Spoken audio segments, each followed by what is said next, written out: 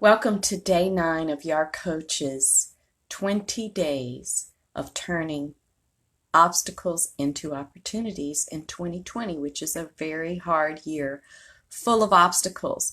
Today, I'm going to try not to get ahead of myself because I'm really jazzed to share this with you. We're going to talk about the adolescent stage very briefly. How can you help your teenager manage this crisis, this time when so many things are facing you? And one of the things that's facing you and your teenager is, what do we do about school?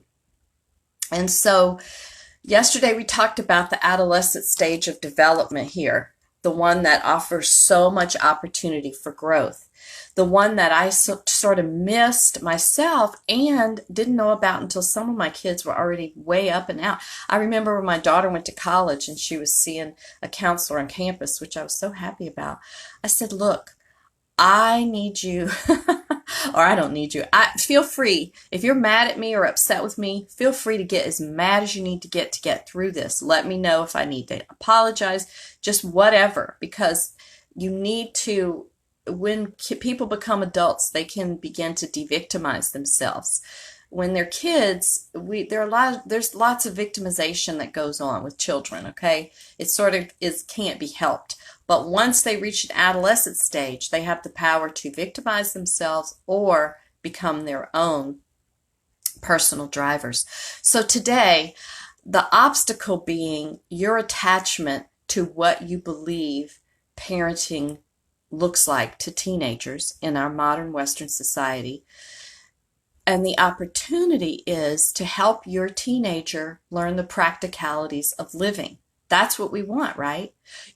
Hopefully, if you're attached to being a parent and being in charge and thinking that you have the control over a teenager's life, you won't really be able to help them live practically. And the way that you help them live practically the most right now, COVID-19, you got kids in your house. At each age level, you allow those kids to take responsibility for what they can do, what they're capable of doing. Come up with laundry days where everybody has their own.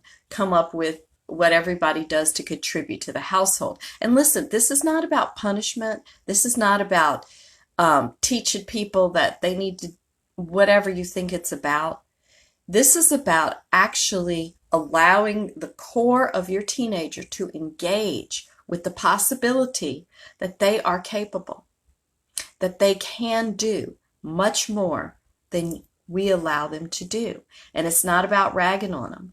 You'll notice the quote from the psychologist Judith Orloff, who said, make small changes with great love. And I'm going to give you a big tip here.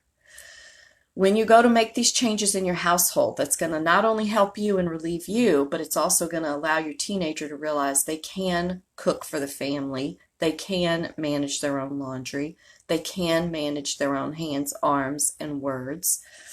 I'll give you the biggest tip that I realized is nighttime is the right time. So as you're making these changes in your house and you don't really know how to do it, it's okay. The main thing is to be kind and to do it incrementally. The best time to talk to a teenager is at night. So if your routine doesn't include you going into your teen's room and sitting on the edge of the bed and saying goodnight, I'd suggest you take a look at that. It's a quite simple process. You go in and say goodnight and how you feeling about the changes I've made. You got any suggestions? Be ready for petulance and a little bit of ill will if that's what you've been putting out as a parent, if that's how they know how to respond, because they learn it from us. One of the things that caused me to want to change was I began to see my teenage daughter make faces like I used to make faces, these disapproving, sort of abasing, really faces that I'd make at them like, really, you're such an idiot face? Oh, but I didn't know because I didn't know. And you don't know until you know. And that's why I'm here. And that's why I do what I do. Because you don't want to miss these opportunities while this kid is under your roof. And if you're having trouble with it, then I suggest you go back and take a look at your own developmental stages and see where that might be a little off. So for today, The most important thing you can do is allow your teenager to contribute to your household because they are a part of that household. And then allow them to contribute to the decisions that you think are all on your shoulder about their lives.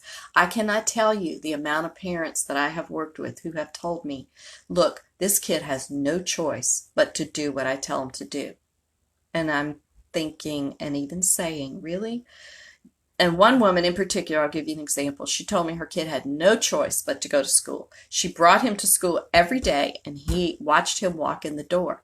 And you know what he did? He walked right through the hall and out the back door every day. And so I said to her when she said, he has no choice, he has to go to school. And I said, really? He doesn't have a choice? It looks to me like he's making a choice. And she had to kind of step back and go, what does that really mean when I say that? So that's why I work with parents and help them get to the other side of these preconceived notions. When you're trying to be a good parent, that's what you're doing.